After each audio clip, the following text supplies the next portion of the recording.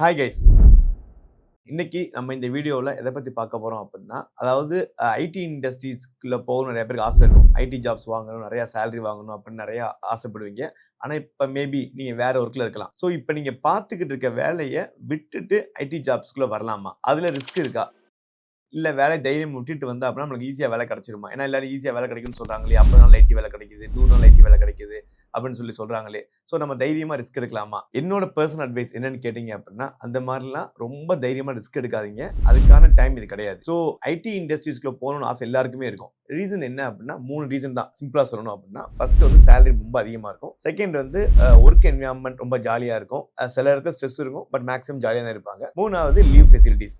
எப்படி எல்லாருக்குமே Saturday Sunday leave இருக்கும். இந்த ஒரு ரீசன்னால தான் மேக்ஸிமம் எல்லாருமே நான் ஐடில இருந்து ஐடி வேலைக்கு வருவாங்க. மேபி அந்த நான் ஐடி வேலை அவங்க ரொம்ப பிடிச்சி ஒர்க் பண்ணிட்டு இருப்பாங்க. ஏன்னா சப்போஸ் மெக்கானிக்கல் இன்ஜினியரிங் படிச்சிருப்பாங்க, சிவில் இன்ஜினியரிங் படிச்சிருப்பாங்க, இல்லாட்டி BPO, KPO, whatever it is. எல்லாருமே உள்ள பிடிச்சி தான் ஒர்க் பண்ணிட்டு இருப்பாங்க.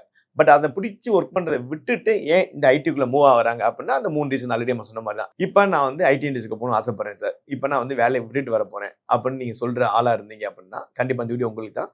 ஸோ அவங்களுக்கு நான் சொல்ற பாயிண்ட் என்ன அப்படின்னா, தயவு செஞ்சு அந்த வேலை இந்த ரிஸ்க்லாம் எடுக்காதீங்க. ஸோ அப்போ என்ன பண்ணலாம்? எனக்கு இந்த வேலை பத்தலை, எனக்கு 20,000 சம்பளம் பத்தலை, 25,000 சம்பளம் பத்தலை, 30,000 சம்பளம் பத்தலை, என் கூட படிச்ச அதே ஃப்ரெண்டு இப்போ மாசம் சம்பளம் 2 லட்சம் வாங்குறான், 3 லட்சம் வாங்குறேன், என்னோட ஸ்கில் கம்மி தான் அப்படின்னு நீங்க சொல்லுவீங்க. ஸோ உங்களோட பாயிண்ட் ஆஃப் வியூ கரெக்ட் தான். நீங்க வந்து ஐடி இண்டஸ்ட்ரி சேலரி அதிகம் தான். பட் அதுக்கு நம்ம வந்து வேலையை விட்டுட்டு வந்தோம் அப்படின்னா வேலை கிடைச்சிருமா அப்படின்றத ஃபர்ஸ்ட் நம்ம செக் பண்ணணும். அதுக்கு வந்து நீங்க வந்து ஃபர்ஸ்ட் உங்களுக்கு ஃபிட் செக் பண்ணுங்க. அந்த ஃபிட் செக் பண்ணிட்டு உங்களுக்கு அது கம்ஃபர்டபுளா இருந்துச்சு அப்படின்னா you can quit your job or நீங்க வேற ஆப்ஷன் செக் பண்ணலாம். ஸோ என்ன சொல்ல வரேன் அப்படின்னா, இப்போ சே ஃபார் எக்ஸாம்பிள் நீங்க வந்து அத்லெட்டிக்லயோ ஒரு ஃபுட்பால்லயோ பயங்கர மாஸ்டரா இருக்கீங்க, பிடிச்சி ஒர்க் பண்ணிக்கிட்டு இருக்கீங்க. ஆனா உங்களுடைய ஃப்ரெண்டு கிரிக்கெட் கத்துருக்காரு, அங்க அதிகமா சம்பாதிக்கிறாரு. ஸோ நீங்க என்ன பண்றீங்க? நீங்க உங்களுக்கு தெரிஞ்ச ஃபுட்பால் கேமை விட்டுட்டு கிரிக்கெட்டுக்கு வரீங்க. ஸோ இப்போ நம்மளுக்கு தெரிஞ்சுக்க வேண்டிய விஷயம் என்ன அப்படின்னா, நீங்க ஃபுட்பால்ல பெரிய ஆளா இருக்கலாம். நீங்க கிரிக்கெட் வந்தோடனையும் நம்மளுக்கு இந்த கிரிக்கெட் கேம் பிடிச்சிருக்கா ஃபர்ஸ்ட் பாயிண்ட். பிடிச்சி தென் வந்து அதை வந்து இன்ட்ரெஸ்டோட பண்ணா மட்டும்தான் உங்களுக்கு இந்த கிரிக்கெட் உங்களுக்கு நீங்க சக்சஸ் ஆக முடியுமே தவிர, நீங்க ஜஸ்ட் காசு மட்டும் வருது அப்படின்னு சொல்லிட்டு நீங்க வந்தீங்க அப்படின்னா அது அவ்வளவு ஈஸியா உங்களுக்கு கம்ஃபர்ட் ஜோன் கிடைக்காது. ஸோ மேபி நான் சொல்றது கொஞ்சம் எக்ஸாஜரேட் பண்ற மாதிரி சொல்லலாம். ஓவரா பில்டப் கொடுத்து கிரிக்கெட் ஃபுட்பால் கொஞ்சம் பில்டப் கொடுத்து சொல்ற மாதிரி இருக்கா. பட் இதான் யதார்த்தம். ஏன்னா நிறைய பேர் நான் பார்த்திருக்கேன். நிறைய அறிவாளி பசங்க கூட எங்கள்கிட்ட வந்து படிச்சு பிளேஸ் ஆகாம போயிருக்காங்க. ரீசன் என்ன அப்படின்னா அவங்களுக்கு அந்த கோர்ஸே பிடிக்காது, ஐடியே பிடிக்காது. யாராச்சும் ஒருத்தவங்க சொல்லி ப்ரெஷர் பண்ணி இங்க வந்திருப்பாங்க. ஐடிக்குள்ள போ, ஐடி வேலை சம்பளம் அதிகமாக அப்படின்னு ப்ரெஷர் பண்ணி வந்திருப்பான். Actual analytical skills, communication skill எல்லாமே சூப்பராக அந்த பையனுக்கு. பட் ஸ்டில் பிளேஸாக இருக்க மாட்டேன். என்ன ரீசன் அப்படின்னா அவனுக்கு இன்ட்ரெஸ்ட் இல்லாமல் படிச்சிருந்திருப்பான். அப்பனா கண்டிப்பாக பிளேஸ் ஆக மாட்டான். ஸோ நம்ம வந்து இப்போ ஃபிட் செக் பண்ண போறோம். இந்த ஃபிட் செக் பண்றதுக்கு 3 பாசிபிலிட்டிஸ். அதான் இந்த மொத்த வீடியோவுடைய மோட்டிவே. இந்த ஃபிட் செக் பண்றதுக்கு 3 விஷயம் இருக்கு. நான் ஃபர்ஸ்ட் என்ன சொல்றேன். ஃபர்ஸ்ட் நீங்க ஒரு வேலை பார்த்துக்கிட்டு இருக்கீங்க. ஐடி இண்டஸ்ட்ரி உங்களுக்கு செட் ஆகுமா, செட் ஆகாதா அப்படின்னு ஃபிட் செக் பண்ணிக்கிறதுக்கு ஃபர்ஸ்ட் நீங்க என்ன பண்ணணும் அப்படின்னா, ஃபர்ஸ்ட் ஒரு மினிமம் 1 மந்த் to 3 மந்த்ஸ் ஆன்லைன்ல ஃப்ரீ கோர்ஸ் படிங்க. அது ஆன்லைன்ல யூடியூப்ல நிறைய வீடியோஸ் இருக்கு. இப்போ நாங்களே வீடியோஸ் போட்டிருக்கோம், நிறைய வீடியோ போட்டிருக்கோம். ஜாவா ஸ்கிரிப்ட் போட்டிருக்கோம், ரியாக்ட் போட்டிருக்கோம், எஸ்கியூஎல் போட்டிருக்கோம், ஃபுல் ஜாவா போட்டிருக்கோம். இந்த மாதிரி நாங்க மட்டும் இல்லை, இந்த மாதிரி நிறைய ஃப்ரீ வீடியோஸ் இருக்கு. அந்த ஃப்ரீ வீடியோஸ் ஏதாச்சும் ஒன்று எடுத்து பேசிக்ஸ்ல இருந்து நீங்க என்ன பண்ணணும் அப்படின்னா, நீங்களே வீட்டில் உட்காந்து உங்க ஃப்ரீ டைம்ல டெய்லி 1 hour 2 hours டெடிகேட்டடா இதுக்காக உட்காந்து நீங்க ப்ராக்டிஸ் பண்ணணும். இதுக்கு நீங்க ப்ராக்டிஸ் பண்றதுக்கு என்ன தேவை அப்படின்னா, நீங்க ப்ராக்டிஸ் பண்ணணும் முடிவு பண்ணிட்டீங்க அப்படின்னா, நீங்க ஃபர்ஸ்ட் பண்ண வேண்டியது ஒரு புது நோட்டு, ஒரு புது பேனா வாங்குங்க. அது எதுக்கு சார் புது நோட்டு, புது பேனா அப்படின்னா, ஸோ நான் பர்சனலா ஃபீல் பண்ணது, நம்ம காசு கொடுத்து ஒரு விஷயம் வாங்குறோம் அப்படின்னா, அட்லீஸ்ட் அதை யூஸ் பண்ண ட்ரை பண்ணி பார்ப்போம். வீட்டில் இருக்க பழைய நோட்டு பின்னாடி எழுதுலாம் பண்ணாதீங்க. புது நோட்டு, புது பேனா வாங்கினீங்க, ஃப்ரெஷ்ஷா ஆரம்பிங்க. ஒரு ஜாவா ஆரம்பிங்க. ஃபர்ஸ்ட் பேசிக்ஸ் இந்த ஃபர்ஸ்ட் பேசிக்ஸ்ல இருந்து படிச்சு பாருங்க.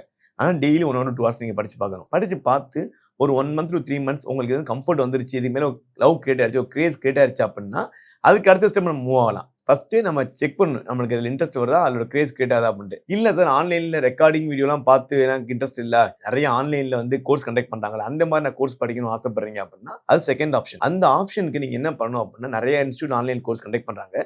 எதுலயுமே நீங்க ஃபுல் ஃபீஸ் கட்டாதீங்க. நீங்க அவங்கள்ட்ட ஃபர்ஸ்டே சொல்லிங்க இன்ஸ்டால்மெண்ட் கட்டுவேன்னு சொல்லிருங்க. இன்ஸ்டால்மெண்ட் கட்டுவேன்னு சொல்லிட்டு மேக்ஸிமம் 5,000 ஸ்பெண்ட் பண்ணுங்க. 5,000 அப்படின்ற ஸ்பெண்ட் பண்ணிட்டு 1 month 2 months ஆன்லைன்ல அவங்க லைவா கிளாஸ் எடுப்பாங்க. ரெக்கார்டிங் கிளாஸ் வேணாம் முடிவு பண்ணியாச்சு. இப்ப லைவா கிளாஸ் எடுக்கிறாங்க. உங்க டவுட்டை நீங்க கிளாரிஃபை பண்றீங்க. Daily 1 hour 2 hours training attend பண்றீங்க.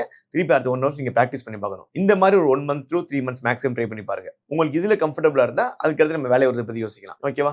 அடுத்து 3வது பாயிண்ட். 3வது என்ன அப்படின்னா, சார் எனக்கு ரெக்கார்டிங் வீடியோவும் பிடிக்கல, ஆன்லைன்ல லைவா கிளாஸ் எடுத்தா எனக்கு பிடிக்கல, எனக்கு வந்து டைரக்டா போனாதான் கொஞ்சமாச்சும் மண்டையில ஏறும். ஸோ அந்த மாதிரி திங்க் பண்றவங்க என்ன பண்ணலாம் அப்படின்னா, எக்ஸிஸ்டிங் வேலை பார்த்துக்கிட்டு இருப்பீங்க. மேபி நீங்க 20,000 சம்பளம், 30,000 சம்பளம், 40,000 சம்பளம் வாங்கிட்டு இருப்பீங்க. நீங்க மேரேஜ் கூட ஆயிருந்திருக்கலாம் உங்களுக்கு. ஸோ அந்த மாதிரி சிச்சுவேஷன்ல இந்த மாதிரி டஃப் ரிஸ்க்லாம் எடுக்காதீங்க. ஸோ டைரக்டா தான் வந்து படிக்கணும் முடிவு பண்ணிட்டீங்க அப்படின்னா, நீங்க வேலைய விடாதீங்க. ஸோ அதுக்கு பதிலா என்ன பண்ணணும்னு நீங்க கேட்டீங்க அப்படின்னா, எக்ஸிஸ்டிங் கம்பெனில நீங்க பார்க்குற வேலையில ஒரு 1 மந்த் டூ 2 மந்த்ஸ் லீவ் கேளுங்க. அதாவது லீவ் வித்தவுட் பே. சம்பளமே இல்லாம எனக்கு லீவ் குடுங்க. எனக்கு பெர்சனல் ஒர்க் இருக்குன்னு சொல்லுங்க. இல்லாட்டி உண்மைய சொல்லிட்டாலும் ஓகே தான். இல்ல தெரிஞ்ச கம்பெனி உண்மைய சொல்லிட்டு வரலாம் நீங்க.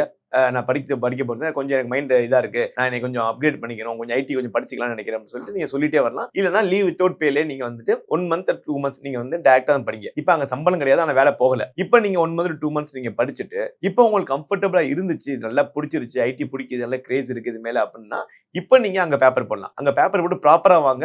எப்பயுமே அப்ஸ்காண்ட் ஆகாதீங்க. நீங்க எந்த வேலைய பார்த்துக்கிட்டு இருந்தாலும் அப்ஸ்காண்ட் ஆயிட்டு வந்துராதீங்க. ப்ராப்பர் லீவ் தான் ஆல்வேஸ் சேஃப். ப்ராப்பரா பிஎஃப்லாம் க்ளோஸ் பண்ணி வந்தா தான் எப்பயுமே நம்மளுக்கு சேஃப். சோ இது வந்து 3 பாயிண்ட். இத தவிர எனக்கு ரெகுலரா நார்மலா வந்து எனக்கு ஃபாரினுக்கு அதிகமா கால் பண்ணுவாங்க. அப்ராட்ல இருக்கவங்க. மேக்ஸிமம் இந்த யுஏஇ கண்ட்ரீஸ்ல இருக்கவங்க கால் பண்ணுவாங்க. அவங்க என்ன பண்ணுவாங்கன்னா, அங்க இருக்க பிடிக்கல, இங்க வரலாம்னு ஆசைப்படுறேன். வேலைய விட்டுட்டு வந்துரலாமான்னு கேட்பாங்க. சோ அவங்க எல்லாத்துக்கும் மெயினா நான் சொல்ற அட்வைஸ் என்ன அப்படின்னா, எல்லாருமே நீங்க இந்தியாவுக்கு லீவுக்கு வருவீங்க. மினிமம் 1 மந்த்ஸ் மேக்ஸிமம் 3 மந்த்ஸ் லீவுக்கு வருவீங்க. அந்த மாரி லீவுக்கு வரும்போது, ஒரு லீவ நீங்க சாக்ரிஃபைஸ் பண்ணுங்க. வீட்டுக்கு போகாம, ஒரு லீவ் வந்து 1 மந்த் 3 மந்த்ஸ் நீங்க ஏதாச்சும் இன்ஸ்டிடியூட்ல போய் கோர்ஸ் படிங்க. நீங்க யூனிக்ல வரணும்னு அவசியம் கிடையாது. ஏதாச்சும் இன்ஸ்டிடியூட்ல போய் டைரக்ட்டா போய் கோர்ஸ் படிங்க. அந்த கோர்ஸ் உங்களுக்கு கம்ஃபர்டபுளா இருந்துச்சு அப்படின்னா, நீங்க அதுக்கப்புறம் துபாய் ஜாப் வந்து நீங்க என்ன பண்ணலாம் அப்படின்னா, உடனே அங்கேயும் குவிட் பண்ணாம 1 இயர் கழிச்சு வரேன் அப்படின்னு சொல்லிட்டு அங்க ஒரு பெர்மிஷன் கேட்டு இங்க 1 இயர் இங்க படிச்சுட்டு ஒரு ஜாப்ல செட்டில் ஆக பாருங்க. இது கம்ஃபர்டபுளா இருந்துச்சுன்னா அதுக்கப்புறம் நம்ம குவிட் பண்ணிக்கலாம் நம்ம. சோ இன்னைக்கு இருக்க ட்ரெண்ட்ல என்ன சொல்றேன் அப்படின்னா, ஐடிக்குள்ள மூவ் ஆகணும் அப்படின்றது நல்ல ஐடியா தான், தப்பு கிடையாது. பட் அது வந்து உங்களுக்கு பிடிக்கணும். நீ அறிவாளியா இருப்ப, அனலிட்டிக்கல் ஸ்கில்ஸ் இருக்கும், கம்யூனிகேஷன்ஸ் இருக்கும்.